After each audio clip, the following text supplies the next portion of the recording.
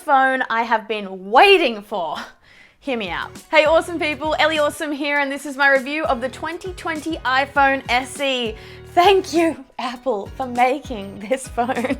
Look, I'm gonna assume that most of the people watching this are genuinely interested in buying this phone, but I know a lot of people are just keeping up with the tech, they're curious, or they may even be here to hate on Apple, but I love this thing. Why?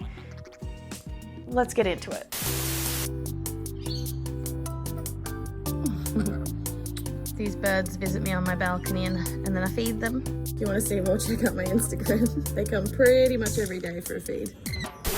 But to my Android friends, don't freak out. My daily driver is actually the Google Pixel 4. I love Android. I love all phones. I can go both. But I guess I've seen a lot of people compare this to Android devices because yes, you can get a more powerful Android device that beats it out spec-wise for around the same price. But to me, this is a budget iPhone. You're buying this if you want to upgrade an older iPhone, or if you want to join the Apple ecosystem for a cheap price, or if you just want a cheap iPhone. I want an iPhone, I don't want to pay much. Here it is. And look, a lot of tech reviewers have got this phone to review, but this is gonna be a daily driver in my household. And to be brutally honest with you, I have been waiting for a phone like this to drop because my partner wants to stay in the Apple ecosystem and I just couldn't justify any other model. This is a phone we're upgrading. It's seen better days. It's an iPhone 6 or 6S and it's just totally trashed. It's cracked all up here. The battery barely lasts throughout the day. In fact, the charging port is just shockingly faulty to the point where you can barely even charge it in the first place. I just couldn't afford to lay down that cash. So that's why my poor partner just had to keep slugging it out with this thing. It's just honestly the laggiest phone I've ever seen in my entire life. What a trooper. And now that the iPhone SE is out, the cheapest iPhone that we can get is the iPhone XR, and that is about $300 more than this baby. Considering we're upgrading from one of these guys and we're very content with the model, it just really needs some love and it's just too broken at this point. This is awesome.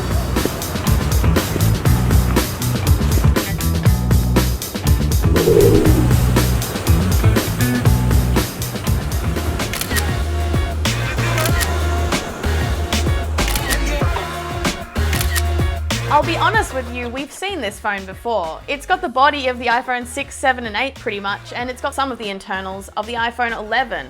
But who doesn't love a good mashup? Quick one, if you're enjoying this video, please smash the like button. Also subscribe and turn on your notifications to be a part of the awesome crew. I'm already looking forward to reading your comments on this and the next video. Okay, back to it. I am one of those people that gets a bit disgruntled and bored when Apple doesn't redesign their phones. And boy, am I excited to see what their next iPhone 12 is going to look like.